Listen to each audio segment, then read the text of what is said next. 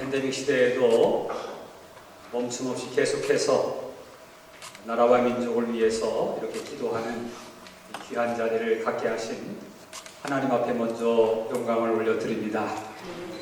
그리고 이 자리에 대면과 비대면으로 참석하신 여러분들, 그리고 또 이 기도회를 이끌어 나가시는 선성대 장로님과 임원들 모두에게 하나님의 특별한 축복이 임하기를 주의 이름으로 기원합니다. 지금 세계는 한 사람의 리더십에 집중되어 있습니다. 다름 아닌 전쟁이 일어난 우크라이나 젤렌스키 대통령입니다. 그는 코미디언이라고 하는 직업으로 대통령에 출마하여서 당선되었습니다. 그러나 그 이후에 그리 좋은 평가를 받지는 못했습니다. 하지만 지난 2월 러시아가 우크라이나를 침공하자 그의 리더십에 대한 평가는 완전히 다른 평가를 받고 있습니다. 그의 헌신적인 리더십은 국민들의 애국심과 단결력을 직결시켜 놓아서 나라를 지키게 하는 데 구심적 역할을 하게 되었고, 세계인들과 세계 지도자들의 마음을 하나로 묶어서 큰 감동과 보전을 줍니다. 그리고 반전운동에 임하게 되고 우크라이나 지지를 유도하게 되었습니다.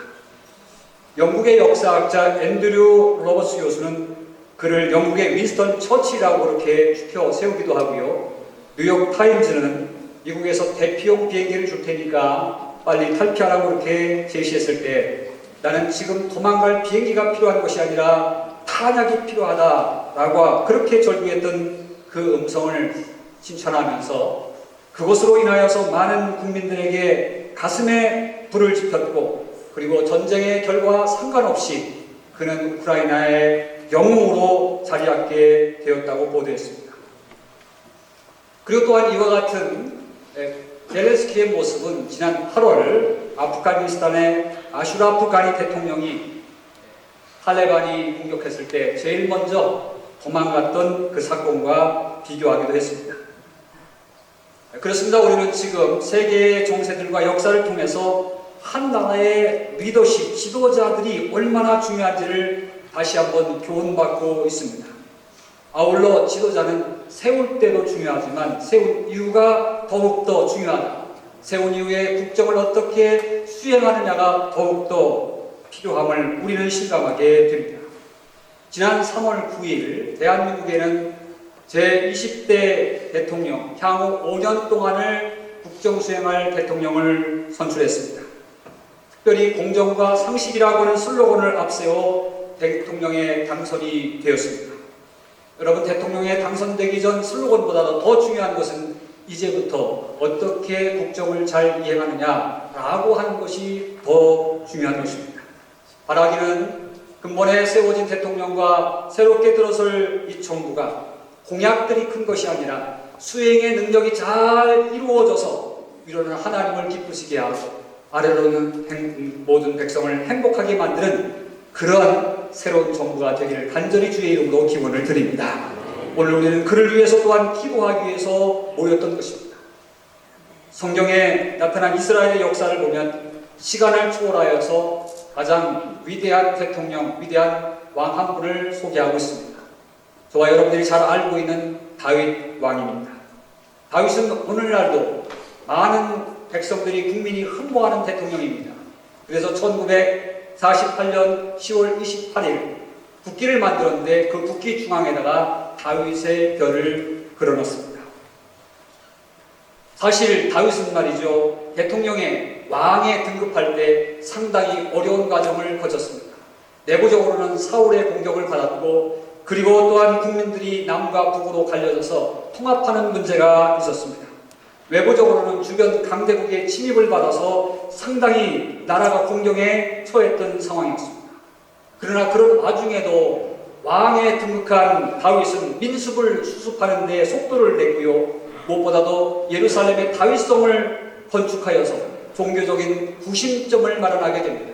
그리하여 모든 국민들로 하여금 민족의 영성을 회복하여 하나님께 향하게 만들고, 그리고 통일된 이스라엘의 국가의 기반을 마련하게 되었습니다. 그 사무엘하 8장에 있는 말씀에 가서 보면 이스라엘을 가장 괴롭혔던 블레셋과 아말렉, 에돔 등 주변 국가들, 즉 적대 국가들을 제압함으로 인하여서 전쟁의 시달림으로부터 나라와 민족의 평안을 가져다 줍니다.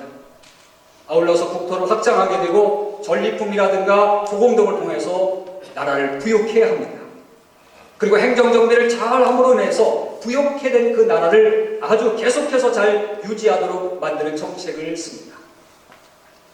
무엇보다도 통치면에 있어서 사무엘하 8장 15절에 있는 말씀을 보면 그 온 이스라엘의 백성들을 공의롭게 정의롭게 잘 통치하여서 가슴 아픈 사람 그리고 억울한 백성들이 없도록 만들었다고 그렇게 말씀해 주고 있습니다.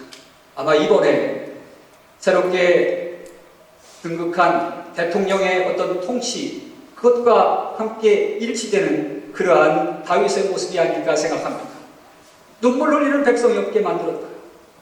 그리고 영적인 측면에서는요, 사도행전 13장 23절에 나타났듯이 온 인류를 구원하신 예수 그리스도의 보상이 되었다 그렇게 얘기합니다. 이것은 단지 한 나라의 정치적인 지도자만이 아니라 온 세계 인류의 영혼을 구원해내는데 절대적인 공헌자가 다윗이었다라고 하는 것을 선언해 주고 있는 것입니다. 여러분, 이 정도의 왕이라면, 리더십이라면, 이 정도의 대통령이라면 우리가 좀 흠모할 만하지 않겠습니까? 어지러움 속에서 질서를 잡아나가고 평화를 만들어 나가고 나라를 부욕해 만들고 그리고 나라를 확장하게 만들고 그리고 영적인 리더십을 가지고 하나님 앞에 온 국민의 마음을 모으게 했다. 이 정도면 참 우리가 기대할 만하고 의지할 만하고 사모하고 흠모할 만한 그런 대통령이겠다. 그런 대통령이 우리에게도 주어졌으면 좋겠다라고 하는 그런 생각이 듭니다. 자, 그렇다면 다윗은 어떻게 해서 이 같은 지도자가 될 수 있었을까? 라고 하는 그런 질문입니다. 오늘 비시디아 안디옥에서 사무엘상 13장 14절의 말씀을 근거로 해서 전하는 말씀을 전하는 바울의 증언에 의하면 이렇게 말합니다. 다윗이 왕으로 그렇게 세움받고 그렇게 풍요로운 나라, 아름다운 나라를 만들 수 있었던 것은 다윗을 왕으로 세우시고 증언하여 이르시되 내가 이새의 아들 다윗을 만나니 하나님이 다윗을 만나니 내 마음에 맞는 사람이라 내 뜻을 다 이루리라 하시더라. 하나님께서 다윗을 만나보니까 마음이 너무너무나도 맞아서 이제는 그에게 내가 복을 주고 은혜를 주어서 하나님이 가지고 계신 그 비전과 뜻을 그를 통해 다 이루겠다고 그렇게 약속해 주셨다라고 하는 것입니다. 그 결과 나라와 민족이 하나님의 복을 받아서 든든하고 평화롭고 복된 나라가 되었다. 그렇습니다. 정치는 사람이 하는 것 같아도 사람을 움직이고 그리고 그 시대를 이끌어가는 분이 계시기에 그 나라와 민족이 서가는 줄로 믿습니다. 그분이 누구십니까? 하나님이십니다. 보이는 역사 저변에서 역사하시는 보이지 않게 그 나라와 민족을 이끌어 나가시는 그분이 다름 아닌 하나님이시다라고 하는 것입니다. 그러므로 오늘 우리가 이 역사를 이끌어 나갈 때에 보이는 것에 기준을 두기보다는 보이지 않는 하나님의 마음에 드는 그런 지도자가 되는 것은 더욱더 중요하다는 것입니다. 국민의 마음에 드는 것, 국민의 마음에 맞는 정치를 하는 것도 중요하지만 그보다 더 중요한 것은 그 국민을 인도하고 나라와 민족을 살리기도 하고 그리고 죽이기도 하시는 그 하나님의 역사에 의존하고 포커스 두는 것. 그것이 바로 지도자의 역할인 줄로 믿습니다. 자, 그러면 어떻게 해서 이와 같이 하나님에 맞는 지도자로서의 삶을 살았던 것일까요? 하나님의 맞는 마음에 맞는 그 지도자의 비결은 어떤 것일까? 간단하게 말하자면 첫째는 확실한 삶의 기준점이 있어야 된다라고 하는 것입니다. 오늘 다윗의 생활을 한 줄로 요약한 본문이 나오는데요. 사도행전 13장 36절에 있는 말씀에 보면 다윗은 당시에 하나님의 뜻을 따라 섬기다가 잠들어 그 조상들과 함께 묻혀 썩음을 당하였으되 라는 말씀이 나옵니다. 즉 다윗은 한평생 매 순간순간마다 그냥 자기 뜻에 의해서 살아가는 것이 아니라 모든 삶의 기준을 하나님의 뜻에 두고 살다가 한 생을 마쳤다라고 하는 것입니다. 그렇습니다. 다윗의 생애를 요약하면 그렇습니다. 블레셋 장수 골리앗과 싸움을 벌일 때 그의 기준점은 달랐습니다. 거기에 모였던 전쟁터에 모였던 많은 사람들은 승패의 기준이 다윗의 피지컬과 다윗의 군사 장비였습니다. 얼마만큼 키가 크냐, 얼마만큼 힘이 세냐, 그가 입었던 갑옷과 칼, 거기에 집중을 했습니다. 그래서 사울과 이스라엘 군대들은 그 피지컬을 보고, 그 장비를 보고 주눅들었습니다. 반대로 블레셋 군들은 그 피지컬과 장비를 바라보면서 용기를 가지고 자신만만했습니다. 하지만 오직 다윗 한 사람은 그 기준이 달랐습니다.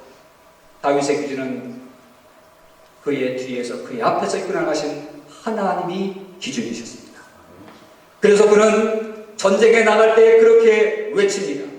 사무엘상 17장 45절에 있는 말씀에 가서 보니까 너는 칼과 단창으로 내게 나오거니와 나는 만군의 여호와의 이름을 가지고 내가 모욕하는 그 하나님의 이름을 가지고 나는 내게 나온다.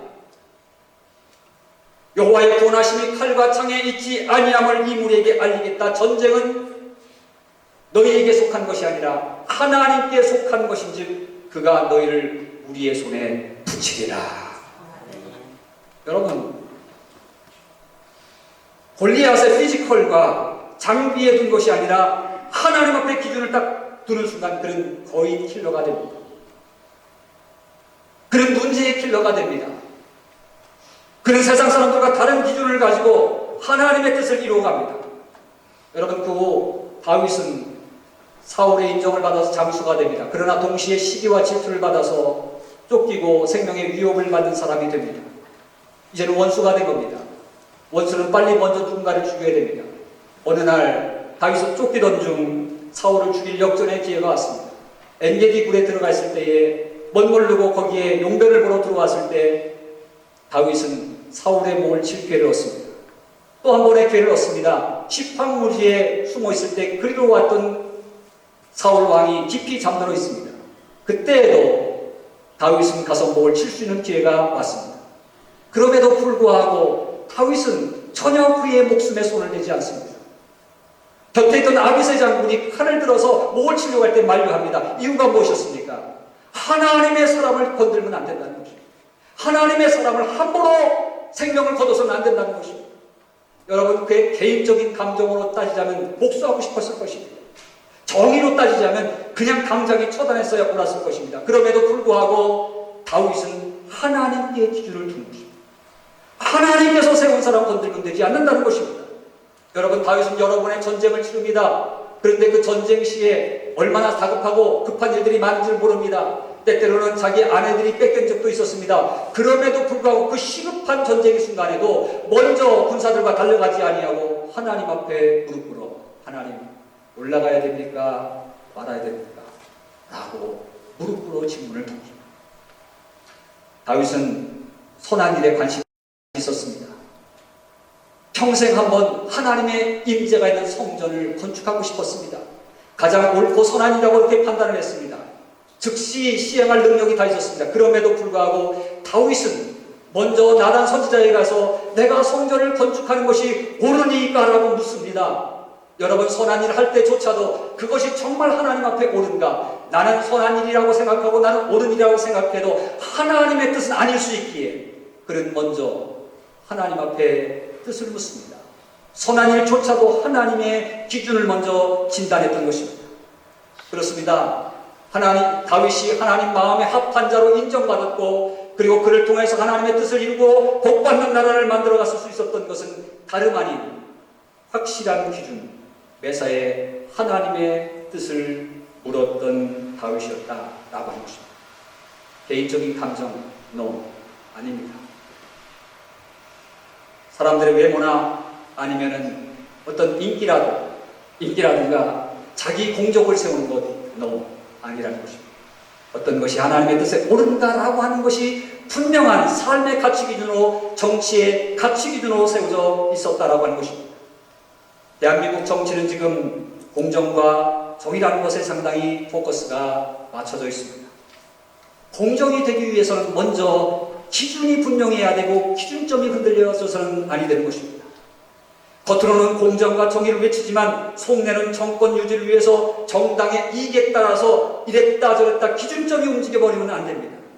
지난번에 내가 당했으니 이번엔 너도 당해봐라 라고 하는 감정 털기식의 복수정치 또한 기준점에 흔들려서는 안 되는 것입니다. 협치가 안 되는 것입니다.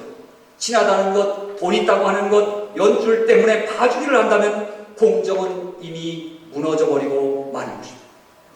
일단 세워진 기준점이 분명해야 됩니다. 나라의 법이 세워졌으면 거기에 포커스를 둬야 됩니다. 헌법에 포커스를 둬야 됩니다. 그러나 좀 더 근본적으로 포커스를 두고 기준을 둬야 될 것은 하나님의 말씀인 줄로 믿습니다. 왜 그렇습니까?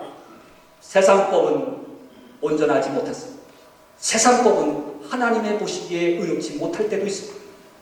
지금 세상법이 기독교 종교와 갈등하는 그런 법들이 얼마나 많습니다.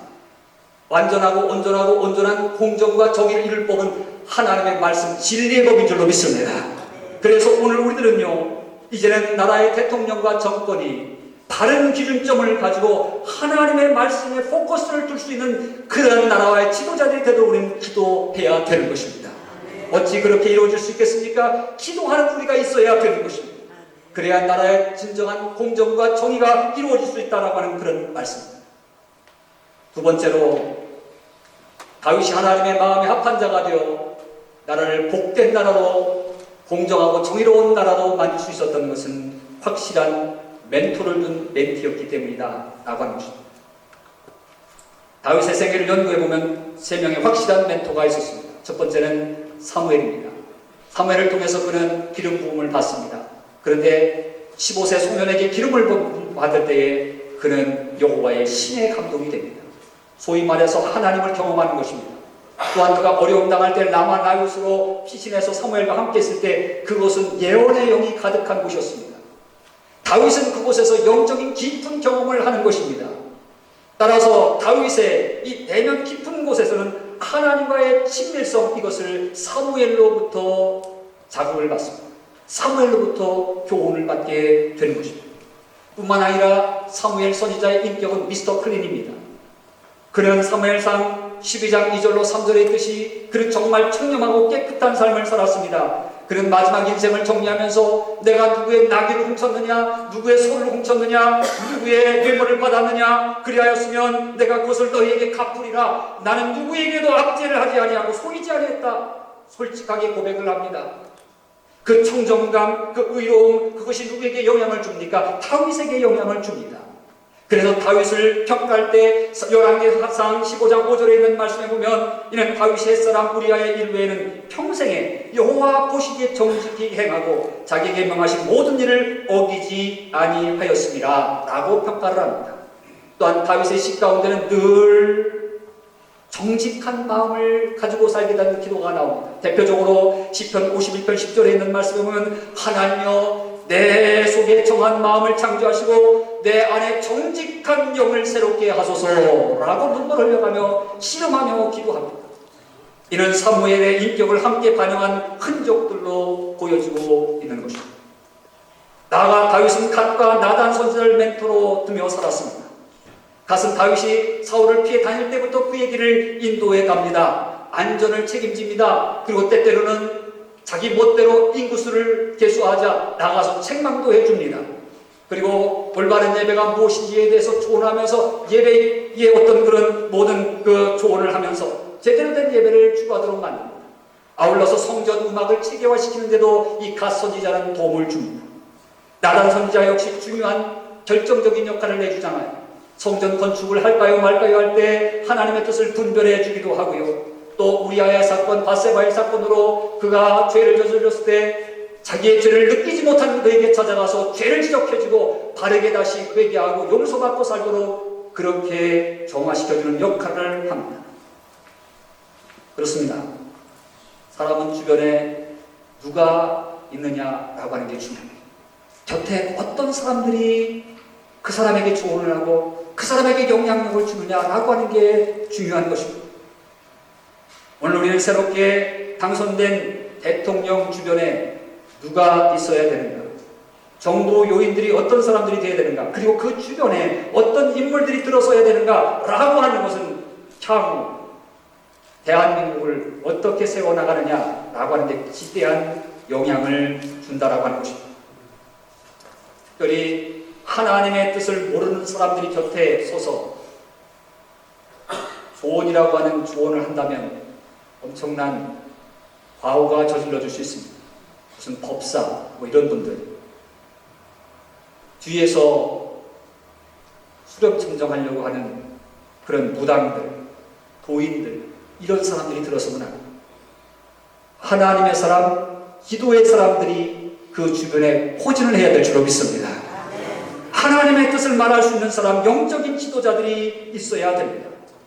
여러분, 지금 러시아가 상당히 문제가 되고 있습니다. 사실 러시아의 뿌리는 제정 러시아에 있습니다. 제정 러시아는 1000년 동안이나 정교회와 함께 종교와 정치가 일치하면서 살아왔던 나라입니다. 20세기 초반까지 9천만 명이라고 하는 정교회 교인들이 있었습니다. 그런데 1917년 2월 혁명을 일으키는 레닌, 그리고 10월 혁명, 볼셰비키 혁명이 있은 이후에 완전히 달라집니다. 볼셰비키 혁명을 일으킨 사람들은 공산당원 4만 5천 명밖에 없었습니다. 근데 4만 5천 명에 의해서 나라가 공산화돼 버리고 맙니다. 종교의 힘을 잃어버리고 맙니다. 왜 그렇게 됐습니까? 역사학을 전공한 김인환 감독은 그렇게 평가를 했습니다. 그것은 정교에 대한 역할, 종교 지도자가 지도자로 역할을 하지 못했기 때문입니다. 정치인들 곁에서 하나님의 뜻을 제대로 말하지 못했기 때문에 그렇다는 거죠. 9천만 명이나 되는 그런 하나님을 믿는 사람들이 4만 5천 명에게 다 무너져서 공산화돼 버리고 말았다. 그때 교회는 무엇했는가? 그때 지도자들은 어떤 일을 했는가? 강대상에 강단보가 어떤 색깔이냐? 가운을 입는데 그 가운 위에 걸치는 스토리 어떤 스토리냐 되느냐라고 하는 것에 집중적인 싸움을 하고 시간을 보냈다는 것입니다. 나라는 공산화되어 가고 있는데 곁에서 하나님의 뜻을 말할 수 있는 사람, 기도하는 사람, 하나님 앞에 울부짖으면서 나라를 바르게 세워달라고 하는 그런 애통하는 심령을 가진 지도자가 없었다는 것입니다. 사랑하는 성도 여러분, 오늘 우리들은 나라가 사람에 의해서 움직여가는 것 같지만 하나님의 주권에 의해서 역사가 움직여 나가는 줄로 믿으셔야 될 줄로 믿습니다. 그래서 오늘 우리들은요, 기도해야 됩니다. 그리고 그 기도하는 지도자들이 하나님의 뜻을 가지고 리더십 곁에 서서 조언할 줄 알아야 됩니다. 저는 한국교회 리더십들이, 교회 목사님들이 정부 요인들과 만날 때마다 참으로 하나님의 뜻을 말했으면 좋겠어요. 아울러서 일부 목사님들뿐 아니라 교회가 하나님의 보이스를 만들어가야 될 줄로 믿습니다. 교회가 침묵하지만 말고, 교회가 때때로는 이것이 하나님의 공이요, 이것이 하나님의 뜻입니다라고 하는 한 보이스를 낼 수 있는 그런 교회, 그것은 우리 모두가 기도할 때 가능한 것입니다. 오늘 이 시간 국가 도찬 기도회를 통해서 함께 기도하며 그런 나라와 민족을 만들어가고 그런 지도자, 하나님의 마음에 합한 지도자를 만들어갈 수 있는 기회가 되기를 주님의 이름으로 축복합니다. 함께 기도하겠습니다. 하나님 감사합니다. 오늘 이렇게 대한민국 도찬 기도회, 뉴욕주의 연례 기도회를 갖게 하심을 감사를 드립니다. 하나님의 마음에 맞는 대통령이 되게 하시고, 하나님에 맞는 정부가 되게 하시고, 하나님의 마음에 맞는 교회들이 되게 도와주시고, 하나님의 마음에 맞는 대한민국이 되도록 인도하여 주시옵소서. 거룩하신 예수님 이름 받들어 간절히 기도드리옵나이다. 아멘.